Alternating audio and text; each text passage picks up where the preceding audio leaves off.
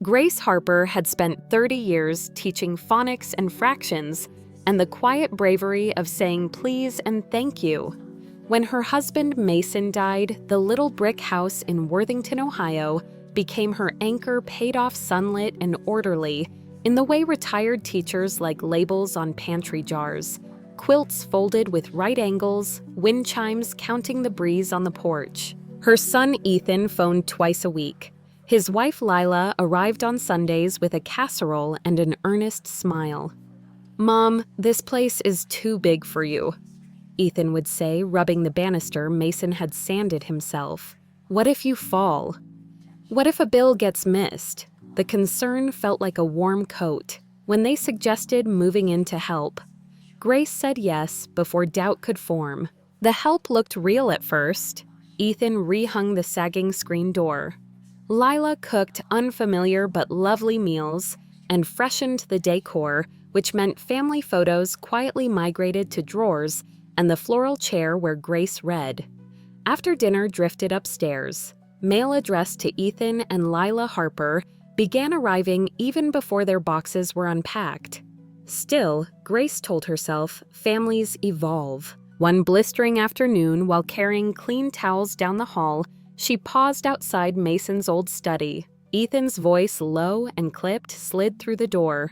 "Yeah, the deed recorded last month.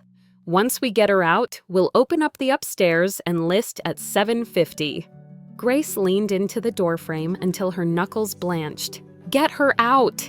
The words were a trap door. She tried to explain it away. Stress shorthand, something she'd misheard. But patterns sharpened. Evenings, the living room wasn't convenient. She'd be happier cozy in her bedroom. Lila compared assisted living brochures like recipes. And then near midnight in the kitchen, voices again hushed, urgent. "She's starting to ask questions," Lila said. "Then we move faster," Ethan replied. "I'll call about power of attorney." Grace stood in the dark stairwell, barefoot, feeling every year of her age collect in her ankles. Power of attorney meant signatures, evaluations, a story rewritten until even she might doubt her own version. She thought of the day she'd signed the transfer, how Ethan's golfing friend and attorney, with a glossy smile, had flipped pages with a pen, tapping for her initials. "Just probate stuff, Mom." In the morning, she walked the rooms like a stranger on a self-guided tour, the kitchen where she'd packed thousands of lunches, the hallway nicked by Ethan's childhood toy trucks, the bedroom, where Mason had exhaled his last gentle breath. The house still smelled of lemon oil and old books, but something essential had shifted. Belief had. By nightfall, Grace understood two things with the certainty of a lesson plan. The deed was no longer hers, and neither perhaps was her son. At sunrise on a Tuesday, the key that had fit Grace Harper's front door for 26 years met metal and would go no farther. The new deadbolt clicked once from inside the way, a polite throat clears before delivering bad news. Ethan opened the door only as wide as the chain allowed. Lila hovered behind him in a sweater the color of dishwater. 2 cups of coffee steaming like an alibi. "Mom," Ethan said, using a voice reserved for malfunctioning appliances and toddlers. "This is temporary. There's a room ready for you at Maple Pines. They'll be here at 10. It's safer." Grace tightened her grip on the overnight bag she had packed after a night of not sleeping, a little bag she'd meant as insurance against a feeling she hadn't dared name. "We can talk about this," she said. "We've talked," he replied, and the chain slid home. At 9:58, a van idled in the driveway. Letters on the side promising care with dignity. Grace walked past it without answering the attendant's gentle questions, got in her aging Corolla, and pulled away from the curb.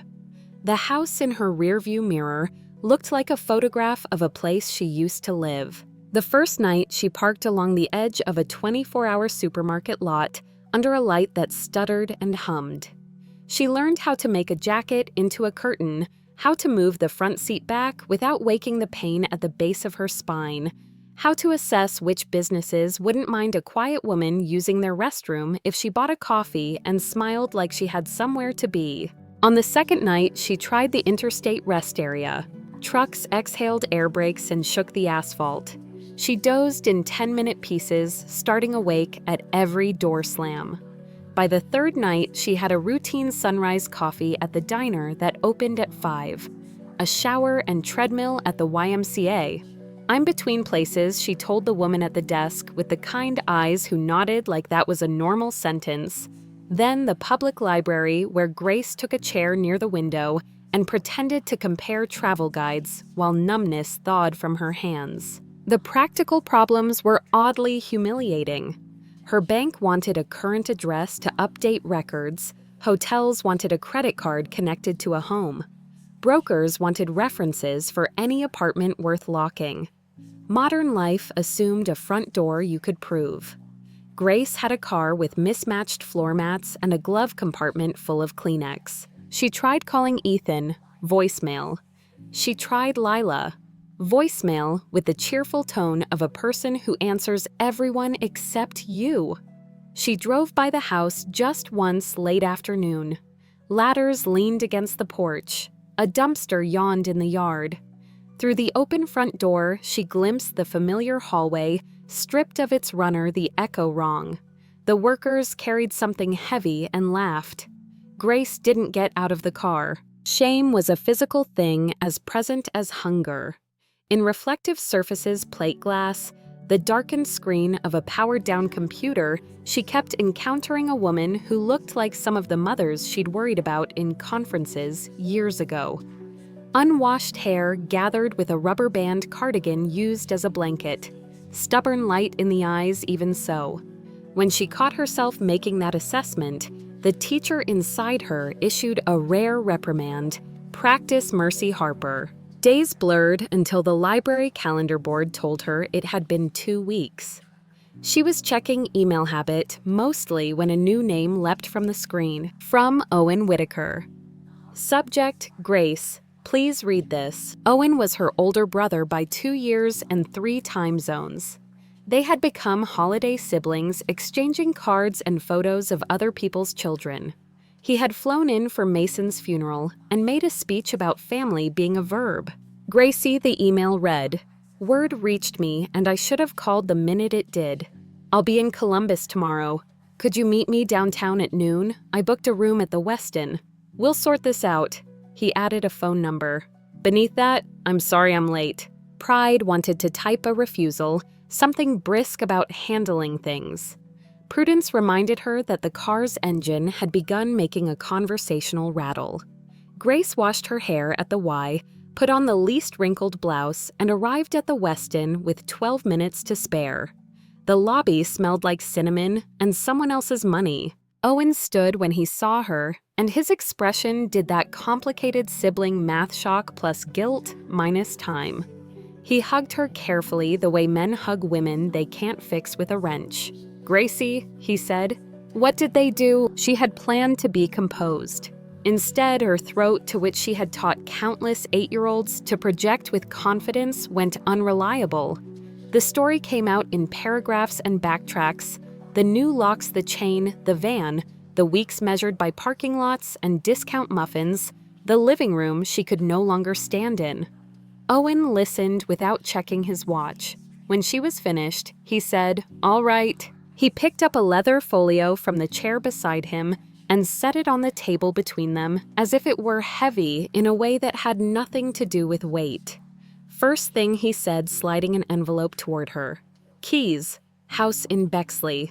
3 bedrooms, decent yard, small library, with terrible wallpaper you can scold later."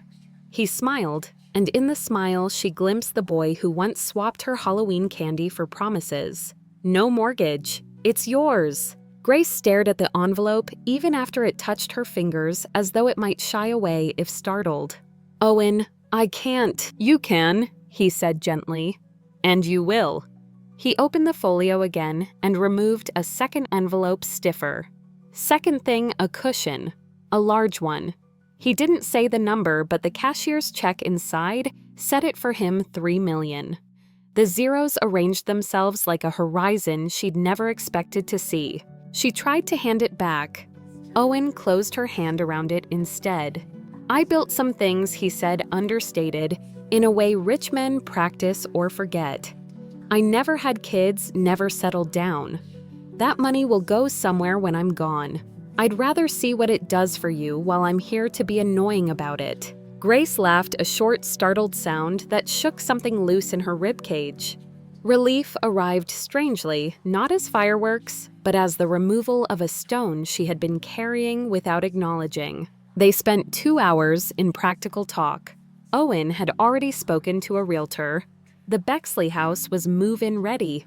He had a friend, not a golfing buddy, in a cheap suit, he promised, who could sit down with her in plain English about protecting assets. He had also, it turned out, been paying attention to Ethan longer than she had. He asked me after the funeral about your savings, Owen said. At the time, I thought grief makes people say numbers out loud.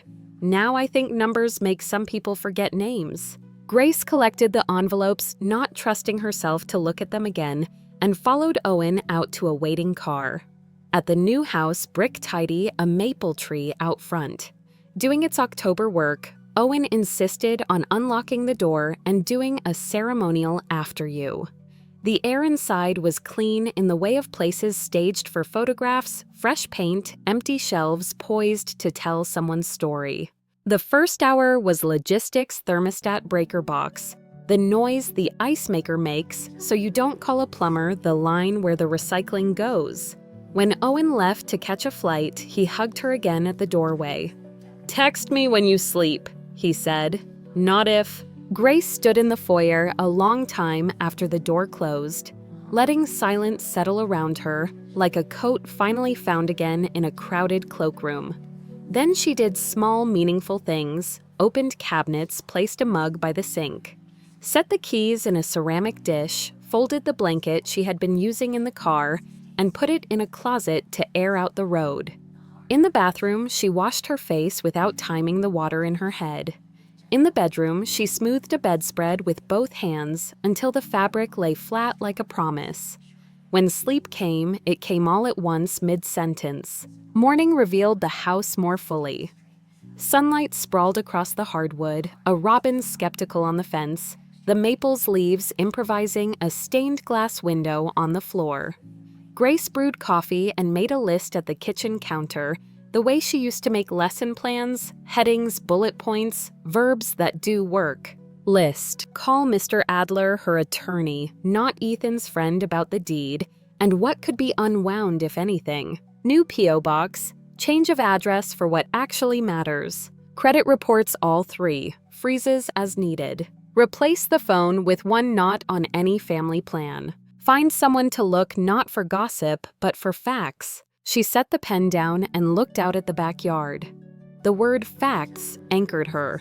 Facts had gotten her through decades of teaching. A child raises a hand or doesn't. A test shows growth or it doesn't. The science project volcano either erupts or sits there like a frosted hat. Feelings mattered, but facts built bridges. If she tried to reconstruct how trust had been replaced with manipulation, she would drown in why. She needed what and how. By noon, she had an appointment with Mr. Adler for later in the week, and by the end of the day, a second appointment with a woman whose name she enjoyed saying aloud, Marisol Vega, licensed private investigator. The website had been plain and free of bravado. "I follow paper," it declared. Perfect. On the phone, Ms. Vega listened the way Owen had, without interruption. "I'll need to see anything you signed," she said, "and any mail you suspect was redirected. If there are permits on the property, we'll pull those. If there's debt, we'll find out whose name is glued to it." Grace opened the folder where she'd begun collecting her life again. Copies of the deed transfer, the business card of the lawyer with the expensive pen, the mailed notices forwarded late, and with someone else's fingerprints of intent all over them. She was careful with the terms she used as she explained. She said coercion instead of betrayal, transactions instead of theft. The words made space to breathe. That night, she ate an actual dinner at an actual table. The food tasted like food. She washed the plate, dried it, and put it away. Then, she sat at the small desk in the front room and wrote 3 sentences on an index card. I am not invisible. I have a house. I know what to do next. She propped the card against a lamp. Outside, the maple let go of a few more leaves, as trees do without asking permission. Grace looked at the empty bookshelves and imagined them full spines lined up like small soldiers' stories, holding their breath until someone opened them. Tomorrow, she decided she would go to the library again, but this time with a Bexley address in her wallet and a basket for books. She would also stop by the hardware store for a pad of graph paper. She'd always loved graph paper, the way the lines offered quiet guidance without dictating content. You could chart anything on it. Budgets, garden beds, the shape of a plan. She pictured the first square she'd fill a box labeled timeline. After that, accounts. After that, permits. She would map the past and mark the pressure points until the story made sense in columns and rows that even Ethan would have to understand. Years in the classroom had taught her that a lesson wasn't complete until the student proved learning. If life insisted on enrolling her in a new subject at 64, then fine. Grace would design the curriculum. She turned off the lamp and headed to bed, catching the small white rectangle of the index card in the dim light. 3 lines, enough to begin. By the 3rd week in the Bexley house, Grace Harper had a rhythm that felt like a well-run classroom. Mornings belonged to lists and phone calls, afternoons to walks beneath the maples, evenings to pencils and graph paper. The blank squares steadied her. She could assign each box a job, permits accounts timeline, and watch as chaos agreed to behave. She met with Mr. Adler, who talked her through options with the patience she had used on children sounding out new words. We'll examine the deed transfer under undue influence, he said. Don't expect miracles, but expect scrutiny. She appreciated the promise of scrutiny more than any guarantee. Scrutiny meant light. Then she kept her appointment with Marisol Vega, who wore a navy blazer and a practical ponytail, and carried an attention that made you sit up straighter. I don't do drama, Marisol said pleasantly. I do paper. Perfect. Drama had already burned down enough rooms. Grace slid a folder across the table. Copies of what she'd signed mail redirected without consent. A business card for the attorney with the too shiny watch. 2 tracks, Marisol said, tapping her pen. Track 1, where your name has been used or could be used. Track 2, what's happening at your former address. She turned the card over and wrote in small block letters, follow the money, follow the permits. That afternoon, Grace opened the city's public records portal, which helpfully explained how to search by parcel number. She learned more about building codes in 3 hours than she had in 64 years. Who could remove a load-bearing wall, not just anyone, which changes, needed inspection, most of them, and how a stop work order looked pinned in plastic on a door read declarative. She did not print anything. She simply took notes until the page smelled like pencil. She also rebuilt a life that wasn't only about leverage. On Tuesdays, she taught a free literacy class at the library. Adults who wanted stubborn letters to yield. On Thursdays, she sat in the back row of a community choir and followed the altos like a shadow learning to sing. She bought a second-hand bicycle and remembered that balancing was just paying attention to what repeated. But attention also meant vigilance. Once or twice a week, Grace parked on a different street near the house where her son now lived as if it had always been his. She never stopped in front. She drove past and kept her face a mask of someone thinking about dinner. It wasn't difficult. The porch held a ladder so often it felt like furniture. Lights burned late. A dumpster appeared, then overfilled, then was replaced by an emptier one, like a chest that had learned despair. One afternoon, she chose a different approach and visited Mrs. Klein, a retired nurse who lived 2 doors down and owned a dog that had never forgiven the mail. They drank tea at the small table by the window and spoke in the cautious shorthand of neighbors. Busy over there, Mrs. Klein said, tilting her head toward Grace's old place. Strangers in boots every day. The loud one parks in front of my hydrant. Grace smiled into her cup. They must be under a deadline. Always are the ones who can't plan, Mrs. Klein said with the authority of someone who had seen bodies fail under pressure. Saw a wall come out last week. My nephew's a contractor. Says you better pray they had permits. I do pray, Grace said, and found that she meant it. Marisol's first update arrived by secure email.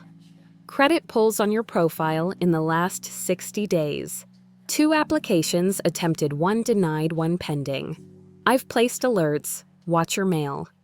The second update construction loan on the property tied to your son's stated income appears inflated. I've requested copies through a contact at the bank. The third debt picture is ugly multiple revolving balances and a balloon payment due before the holidays. Also, a listing agreement drafted but contingent on substantial completion by December 10th. The date sat on the screen like a red circle around a quiz question. Grace printed nothing. She used a ruler to make neat columns and entered numbers and dates by hand. It was not about superstition. It was about intimacy, knowing the problem's face. The tip, when she finally gave it, was not dramatic. She used a landline in a copy shop where the hum of machines made everyone conspirators in noise.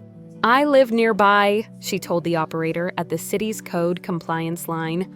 I'm concerned about work at 418 Mallory. Jackhammers at odd hours. A wall out. Not sure I saw permits posted. She never said her name. The operator said thank you with the relief of someone grateful for a job to do. 3 days later, a sedan with the city seal turned left onto Mallory. Grace did not follow it. She went to the grocery store and took her time picking apples while adrenaline thinned in her veins. Later, passing by on her way to nowhere in particular, she did notice the new decoration, a sleeve of plastic pinned beside the doorbell. Red, declarative. Within a week, the chatter shifted. The coming soon sign that had lived at the corner like a wishful prophecy vanished. The men in boots did not come every day. When they did, they stayed in the yard and scrolled on their phones, like sailors watching for a wind no longer scheduled. One Friday evening, Grace saw Ethan and Lila through the window of her old living room, using their hands to say things their voices couldn't agree about. She did not slow. She had taught long enough to know that anyone could be loud. Quiet people won contests of duration. She tended her own reputation with equal quiet. At choir, when asked how she liked Bexley, she said it was peaceful and she was grateful to have landed. At the library, she laughed with the other volunteers about the mix-up that had her almost trying an independent living complex, then changing plans. She did not lie outright. She simply placed nouns next to each other until a plausible sentence emerged, and then allowed other people's assumptions to grow like ivy between the words. Wherever Ethan had planted his version, Mom's memory is slipping. She needs more support, her gentle counterstory rooted deeper. Owen called every Sunday evening, obnoxiously punctual. Report, he commanded, and she would give him one kitchen-fixed bicycle oiled choir. Humming attorney thorough investigator relentless. When he offered money for anything at all, she reminded him that even oceans have shores. She would use what she needed and stop before waste could introduce itself. The second wave from Marisol contained the sort of sentences that rearrange posture. Inflated income statement confirmed. Misrepresentation strong enough to interest a bank's fraud unit if pressed. Then unlicensed subcontractor used for electrical. Permit pulled after the fact. Inspection required. And finally, your son signed an agreement with a buyer relying on completion by Deck 10. Penalties escalate after that date, $25,000 in 2 tranches if delayed beyond Christmas. Facts. Grace wrote them on a fresh index card and slid it under a paperweight shaped like a sparrow. Mr. Adler remained careful. Whether we can unwind the deed is a canyon. We approach slowly, he warned, but the way it was done, the witness, the speed, doesn't flatter the other side. He explained potential civil remedies letters he could send that made their own kind of music. Sometimes Ms. Harper, he said, a stern letter with the right letterhead, fixes what 100 phone calls break. Grace walked home in the last light and thought about letters, the alphabet kind and the legal kind. She had taught children to trust that symbols meant sound and by extension meaning. She could trust that seals, stamps, and signatures, when honest, also formed meaning in the world. The problem, she realized, had never been the power of paper. It was who had been allowed to hold the pen. She continued to collect small advantages that didn't look like weapons. She joined a support group that met in the church basement on Wednesdays, mostly women trading stories about sons who had mistaken inheritance for permission. She listened more than she spoke, memorizing the sentences that helped people feel less alone. She made friends with the morning clerk at the neighborhood post office who said things like, "You want tracked mail for this one?" She learned which city inspector liked phone calls before 8 and which preferred emails with bullet points. The stop work order did not last forever, but it lasted long enough to rearrange Ethan's math. Rumors drifted credit cards, frozen a retirement account, tapped Lila, selling jewelry on a consignment app, and telling the algorithm it was a cleanse. Grace refused the addictive clarity of schadenfreude. She chose a different clarity patience. At the end of November, a neighbor from her old street, Jim Peterson, spotted her in the produce aisle and performed the small-town ritual of surprise.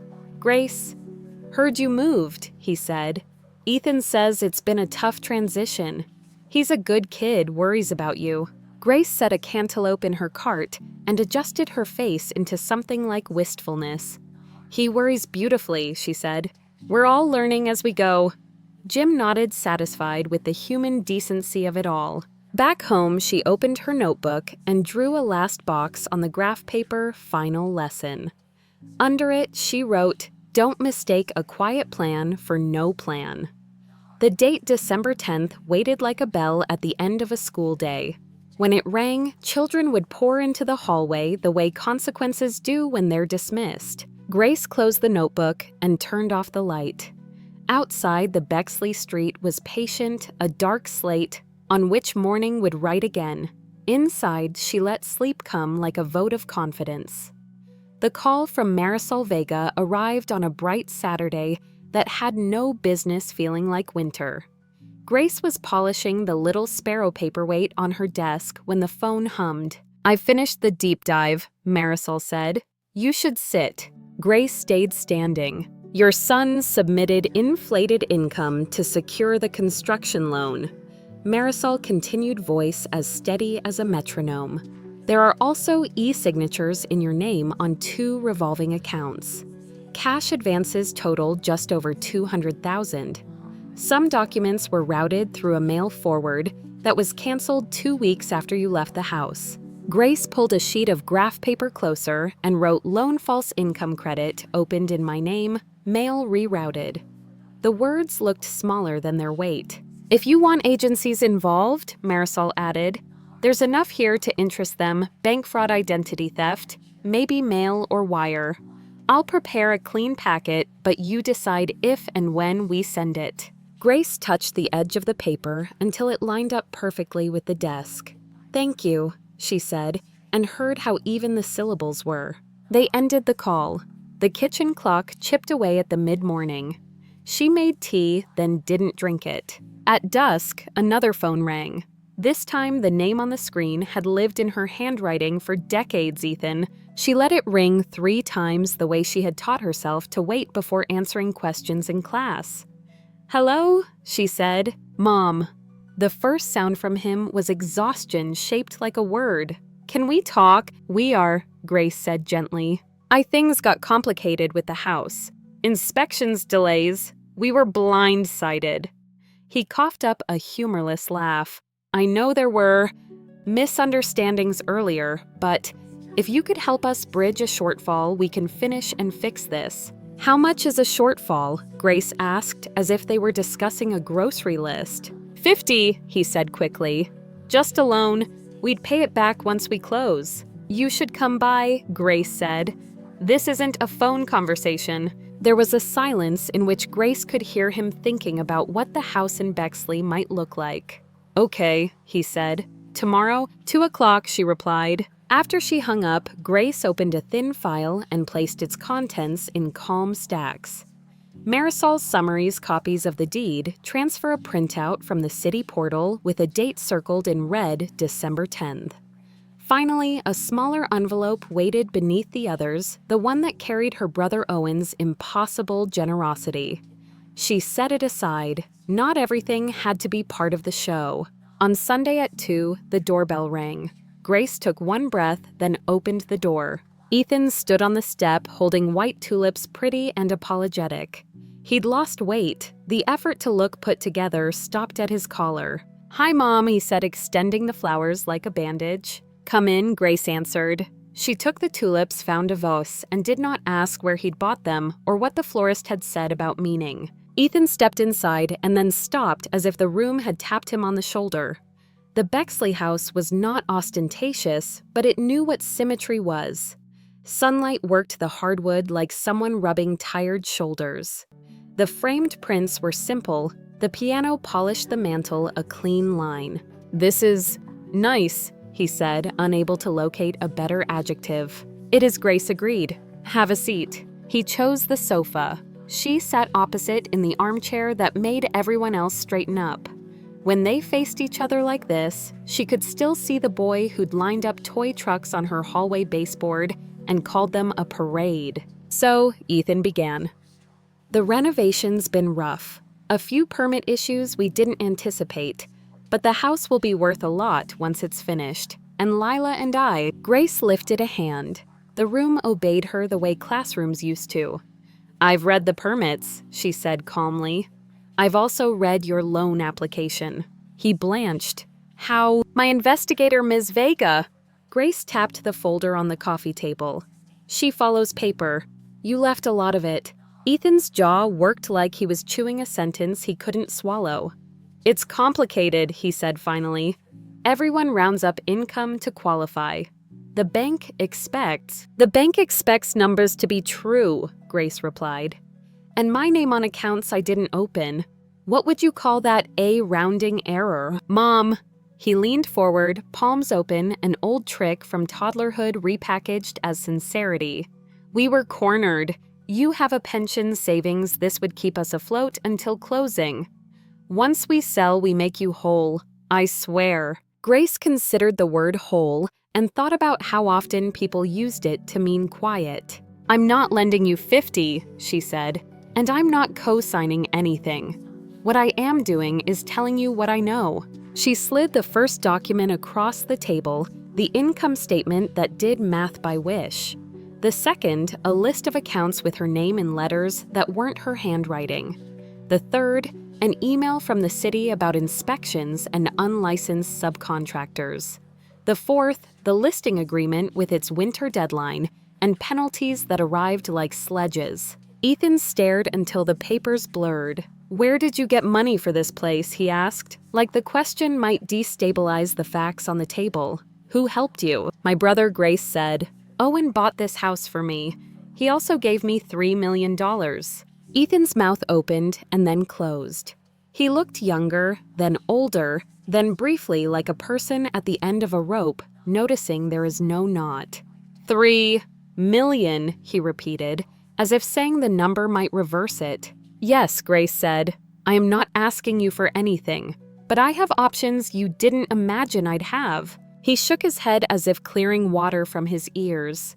"So you could help." "I could make a lot of things happen," Grace answered, "including calls to people with badges." The color drained from his face. "You wouldn't?" Grace didn't answer immediately. She let the quiet take shape until it had edges. "I have enough here," she said, evenly tapping the folder with a fingernail to involve the bank and, if necessary, law enforcement. "You used my name. You redirected my mail. You signed for money that never reached me." He deflated hands flat on his knees like paperweights. "I'm sorry," he whispered. "I believe you're sorry for the position." "You're in," Race said. I'm not convinced you're sorry for the choices that put you there. He flinched, then tried again. If you don't call them, if you give me time, I can fix this. Fix means different things, Grace said. Here's mine from this moment, you stop touching my name. You notify the banks. You unwind what you can. You live with the rest. If any bill or notice comes to me with your fingerprints, I send this packet. No second conversation. He stared at the tulips on the sideboard like they might volunteer an argument. That's it, he asked hoarsely. You're just leaving me to drown. Grace remembered end-of-year field days, how some children sprinted the first half of a race and then looked astonished that the second half demanded the same legs. Ethan, she said softly, you can swim. You've always been strong.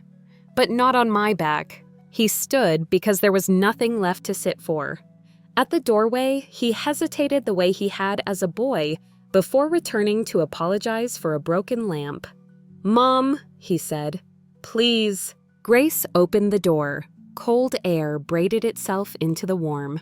There's water and there's shore, she said. Choose. He stepped onto the porch. The tulips did not budge. They were already home. When the door closed, Grace put the documents back in their folder and set it on the top shelf of the bookcase where she kept things that mattered and might be needed. She did not shake. She did not cry. She called Owen, who picked up on the first ring, because that is what some brothers do when they are trying to unlearn lateness. Report, he said. It's done, Grace answered. He knows what I know. I didn't press charges. I set a boundary big enough to see from space. Owen exhaled. Do you feel safe? Yes, Grace said. She looked at the piano, at the blank graph paper, waiting on her desk at the light still puddled on the floor. And I feel busy. After they hung up, she found a pair of scissors and trimmed the tulip's stems. She arranged them in the vase properly, not because they deserved mercy, but because she did. On an index card, she wrote a final line and stood it next to the flowers. I choose the door I open. She turned off the lamp. The house held its breath the way good rooms do when they know the person inside has decided the shape of her life. Outside somewhere, a deadline approached like weather. Inside, Grace slept. Thank you so much for listening to today's story. If this story resonated with you or made you reflect, I'd love to hear your thoughts, so feel free to share them in the comments below. And don't forget to like, subscribe, and hit the notification bell so you won't miss the next story. I'll see you next time as we continue exploring more journeys and lessons together.